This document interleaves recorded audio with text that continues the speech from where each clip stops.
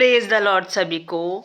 और मैं अभी वचन लेके आई हूँ आपके बीच में, और परमेश्वर अपने वचन के अनुसार आपको आशीष दे और आप फलवंत हों और इस वचन के द्वारा आप आशीष पाएं। लूका अध्याय 11 उसकी आयत है 9 और 10 जो मैं अभी पढ़ूंगी। और मैं तुमसे कहता हूँ कि मांगो तो तुम्हें दिया जाएगा, ढूंढो तो तुम पाओगे, खटखटाओ तो तुम्हारे लिए खोला जाएगा।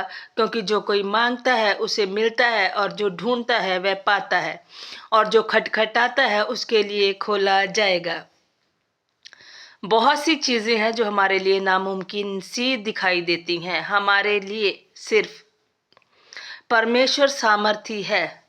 और परमेश्वर का वचन क्या बताता है कि मांगो तो तुम्हें दिया जाएगा और ढूंढोगे तो पाओगे।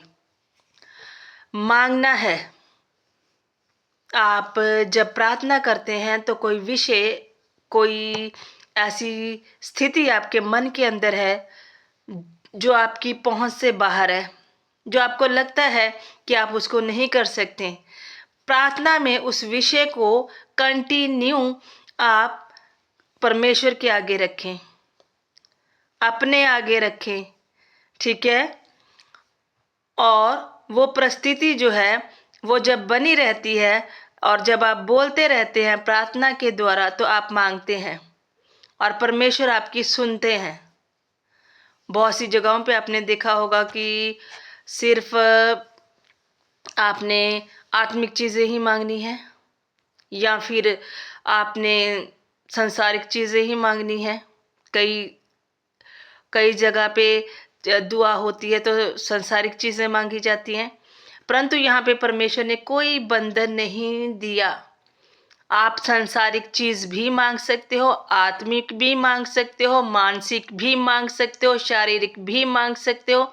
आप हर एक चीज़ परमेश्वर से मांग सकते हो, और वो सारी परमेश्वर कहता है मैं तुझे दूंगा, तू मांग मैं दूंगा।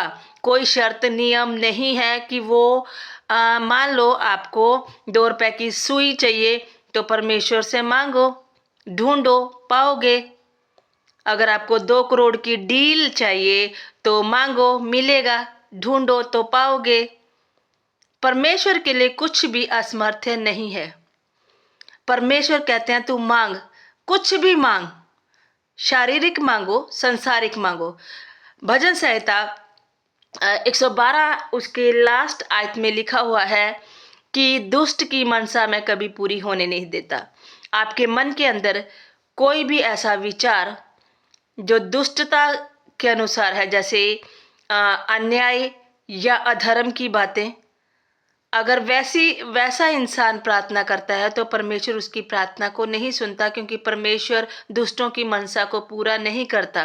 परंतु आप जो परमेश्वर के साथ कंटिन्यू प्रार्थना में बने रहते हो, आपकी प्रार्थनाएं जो है शुद्ध है और आपकी प्रार्थनाएं सुनी जाएंगी।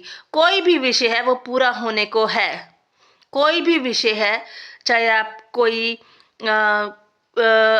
शारीरिक रीति से या आत्मिक रीति से आप क्लेश से दूर होना चाहते हैं, क्लेश चाहते हैं ख़त्म हो जाए। आपको फाइनेंशियली मान लो कर्जा है आपके ऊपर, आप कर्जे से मुक्ति पाना चाहते हो। हर एक चीज़ का हल परमेश्वर के पास है। आपने अपनी प्रार्थनाओं को, विषय को अपने कंटिन्यू प्रार्थना में रखना है, और उस प्रार्थनाओं को सुनता है परमेश्वर, और वो पूरा करेगा आपके लिए। और आप एक दिन उस चीज़ के लिए परमेश्वर का धन्यवाद दोगे, और अचानक ही धन्यवाद दोगे कि प्रभु ने मेरी प्रार्थना को सुना और इतना बड़ा चमत्कार, इतना बड़ा कार्य परमेश्वर ने मेरे लिए किया। Praise the Lord.